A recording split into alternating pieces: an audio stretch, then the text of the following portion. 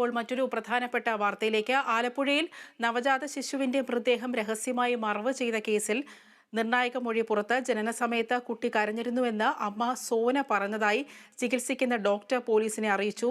സോനയെ അന്വേഷണ സംഘം ഉടൻ ചോദ്യം ചെയ്യും. വിശദാംശങ്ങളുമായി എബി ജോൺ ടെലിഫോൺ ലൈൻ ചേരുന്നു. എബി, ഡോക്ടറുടെ ഭാഗത്തു നിന്നുള്ള ഒരു മൊഴിയാണ് ഇപ്പോൾ പുറത്തു വന്നിരിക്കുന്നത്. മറ്റ് എന്തെല്ലാം നിർണായക മൊഴിയാണ് ഇപ്പോൾ പുറത്തു വന്നിരിക്കുന്നത്?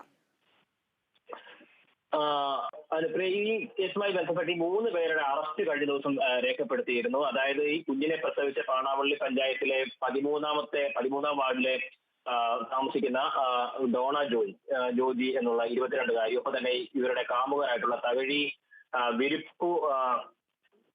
വിരിപ്പാല രണ്ടുപറ സ്വദേശി അവിടെ തോമസ് ജോസഫ് എന്ന ആളാണ്, 24 വയസ്സുള്ള ആൾ. ഒപ്പം തന്നെ ഇയാളുടെ സഹായി അല്ലെങ്കിൽ സുഹൃത്തായിട്ടുള്ള അശോക് ജോസഫ്. ഈ 3 പേരുടെ അറസ്റ്റാണ് കഴിഞ്ഞ ദിവസം രേഖപ്പെടുത്തിയിരിക്കുന്നത്. ഇവരെ 3 പേരെയും റിമാൻഡ് ചെയ്തിട്ടുണ്ട്. ഡോണ ഒഴികെയുള്ളവർ നേരത്തെ പോലീസിന്റെ കസ്റ്റഡിയിലായിരുന്നു.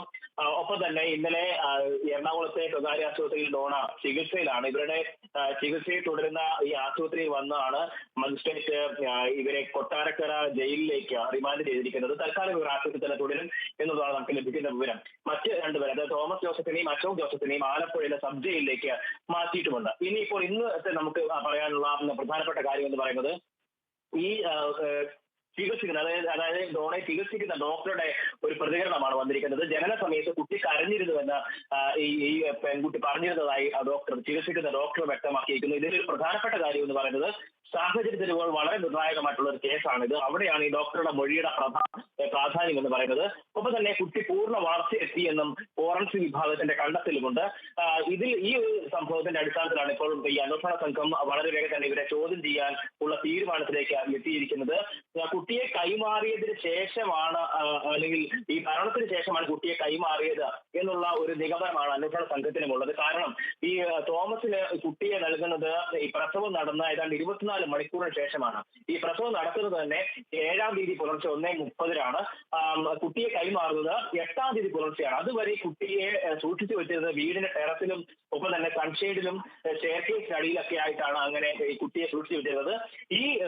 ഇതിന് ശേഷം, അതായത് ഈ പ്രസവം നടന്ന് ഒരു ദിവസം 24 മണിക്കൂർ കഴിഞ്ഞിട്ടാണ് ഈ കാമുകൻ എന്ന് പറയുന്ന ആൾക്ക്, തോമസ് ജോസഫിന് ഇവർ ഈ കുഞ്ഞിനെ കൈമാറുന്നത്. അപ്പോൾ മാത്രമാണ് ഇയാൾ അറിഞ്ഞിട്ടുള്ളത് എന്നും ഈ തോമസ് അറിയുന്നത്, ഇവർ ഗർഭിണിയായിരുന്നു എന്നുള്ള കാര്യം പോലും അറിയുന്നത് അപ്പോഴാണ് എന്നുള്ളതാണ് ഈ തോമസിന്റെ മൊഴിയിൽ പറയുന്നത്. ഈ തോമസിന് ഇതിനെക്കുറിച്ച് കൃത്യമായ രീതിയിലുള്ള അറിവ് ഉണ്ടായിരുന്നില്ല എന്ന്, അതായത് ഈ കുഞ്ഞിനെ താൻ ഗർഭിണിയായിരുന്നുള്ള വിവരം ഈ തോമസിന് അറിയില്ല എന്ന് ഈ ഡോണ ഉൾപ്പെടെ മൊഴി നൽകിയിട്ടുണ്ട്. എന്തായാലും ഇത് പോലീസ് രേഖപ്പെടുത്തിയിട്ടുണ്ട്. ഇവരിൽ നിന്നും കൂടുതൽ, അതായത് ഇനിയിപ്പോൾ ആ സമയത്ത് കുട്ടി ജീവനോടെ പ്രസവിക്കുന്ന സമയത്ത് കുഞ്ഞ് കരഞ്ഞിരുന്നു എന്നുള്ള ഒരു മൊഴി കൂടി ഇവരുടെ ഭാഗത്തു നിന്നും വരുന്നുണ്ട്.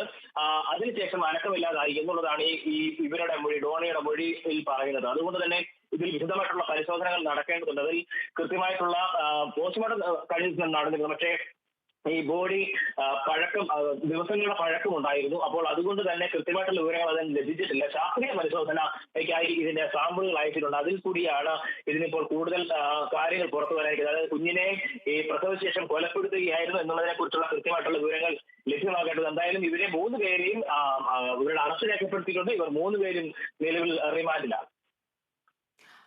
ആലപ്പുഴയിൽ നവജാത ശിശുവിന്റെ മൃതദേഹം രഹസ്യമായി മറവ് ചെയ്ത കേസിൽ ഡോക്ടറുടെ നിർണായക മൊഴി പുറത്തു വന്നിരിക്കുകയാണ്. ജനനസമയത്ത് കുട്ടി കരഞ്ഞിരുന്നുവെന്ന് അമ്മ ഡോന പറഞ്ഞതായി ചികിത്സിക്കുന്ന ഡോക്ടർ ഇപ്പോൾ പോലീസിനെ അറിയിച്ചിരിക്കുകയാണ്. വിശദാംശങ്ങളാണ് നമ്മുടെ പ്രതിനിധി എബി നൽകിയത്.